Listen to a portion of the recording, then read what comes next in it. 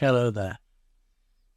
Visualization has been changing quite a bit over the years, really, with the way that we work in our AEC. More often than not now, we need to get some real-time renders very quick. We need to have some photorealistic renders a lot earlier in the pipeline. It's not just a case of rendering at the end of the project. So we need to have some imagery relatively quick. So what I wanted to do now is have a quick demo actually on Twinmotion. Because Twinmotion is part of Revit now, I wanted to look at that little process here.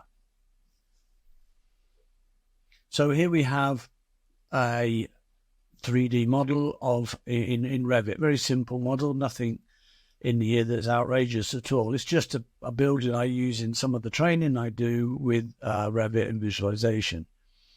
But here you'll see on the View tab, we actually have Twinmotion as part of the Presentation tab now. And we've got various features inside here.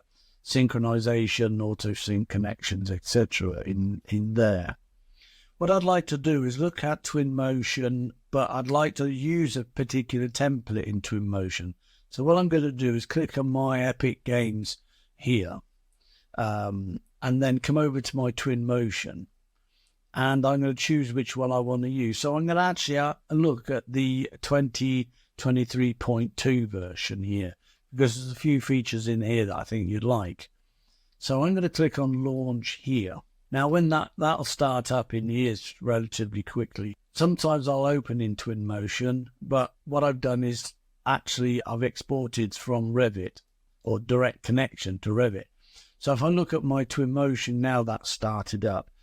The reason why I wanted to use that was that if we look at our templates here, we have a really nice set of templates in here for Twinmotion now, and particularly for our Revit and any architectural, to be honest, is the day and night skies in here. So if I open up just a simple project based on that template, I think we can get some really quick visuals out of here. So looking at my little project now, here's a brand new scene. I click on import here, the first import. If I click on this import here, you'll see the Revit that is direct link here. Then that's because that is open as well.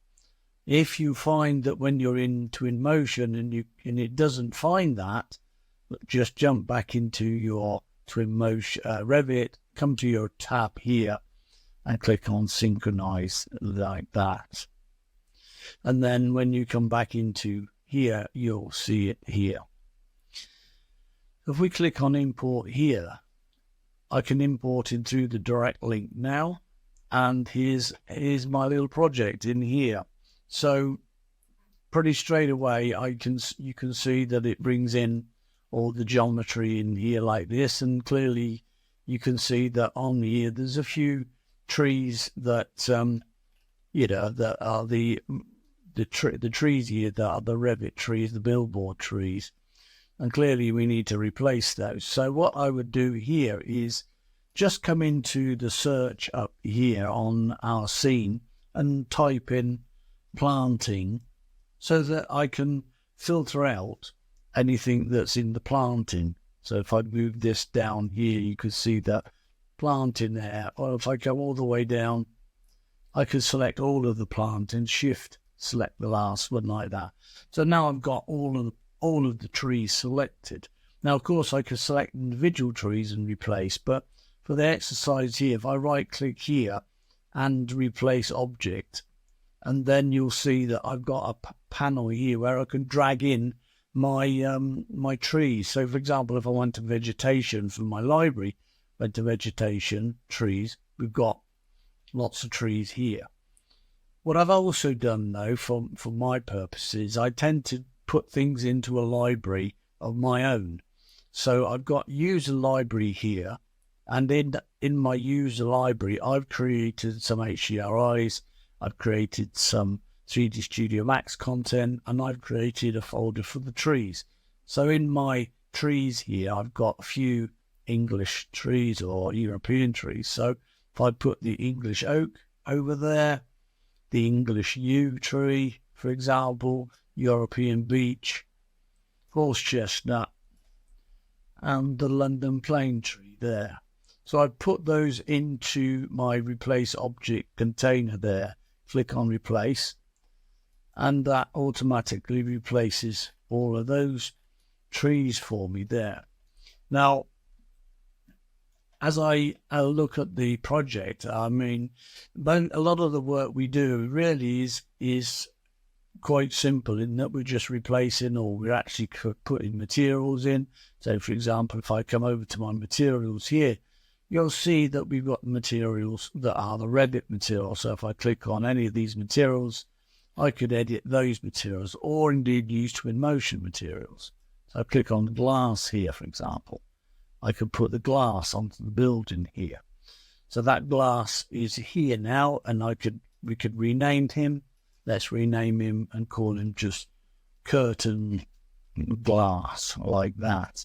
If I come down to this glass here, you can see that it's not actually active because it hasn't got the little tick in the corner. If I select that and then I delete that, just keeps my material library a little bit cleaner. So other things with materials and libraries in here, of course, we can populate and distribute whatever we like. So, for example, if I had some vehicles or something like this in here as well, like here I've got some vehicles, some cars or something like this. I'm not going to get too carried away in here. I'm populating however we like, and then if I come back to here, just give it some scale. And I had some people in here, some characters in a group. I don't mind. It's just the group like this type of thing. Just to really, it's given me some content, to be honest. So I've got some content into my scene here. Relatively straightforward. There's a lot more you can do in this, of course, with the objects, the materials, and so on. But for my purposes here, I wanted to look at the render, but also from a library point of view. You'll notice on here we have one called Adobe Substance 3D assets here. So if you have Adobe Substance Designer or Substance 3D, you can create some really nice network shaders here, or indeed download some from here. So for example, I can click on this Adobe and this will take you directly to the website for Adobe, where we can have some free materials here. But if you actually use a Substance, of course, you'll be able to design your own, and therefore there's some really comprehensive work that you can do there. Now, for me, one of the areas that I wanted to really look at for us here, to be honest, is when we look at our media here, you'll see that I've got lots of presets along here. Now, these are the presets from the day-night. So the day-night, I've got day 1, day 2, or 2 day, 1 day, 2 day, and stuff like this. So if I've got my composite relatively okay here, like I said, maybe just to give it a little bit of extra, I'll just put a few of these little bushes in here just to give it a little bit of content in here, just like I said, for scale and stuff like this. But you appreciate that you can build a lot of content in here. If I look at my views now, for example, come on to day 1 or something like this, I just need to refresh there, and then I've got the day 1 or 1 day template being used. This one, day 2, day 3, and day 4, and so on, like this. So we've got some nice visuals coming in together here. If I come back to, say, day 3 there, day 2, looking quite good. So once again, we can change as much of these views as we like at any time. So if I come over to this view here, we could see different environment in the day and so on. So there's a lot of templates here that we can use. So what I like to use those as a starting ground. But even in this exercise here, if I just looked at this one, let's say 2 day here, I could say, well, actually, with this particular one here, I look at my environment. Yes, I can change my environment, camera, and perhaps on my camera effects, I can use the parallelism concept here so that'll straighten up the verticals in there. The main one that I like, though, in the new features of Twinmotion 2023.2, if I come over to the render here, you may be familiar with the real-time render and the path trace render. So the path trace render is ray tracing, which is quite nice. But for this purpose, I wanted to make a relatively quick render and show you some of the newer global illumination that exists in a real-time render. And that is through using Lumen. So Lumen is a great global illumination, reflection and lighting algorithm from Epic. So clicking on Lumen here, you'll see immediately we have some changes in our view here.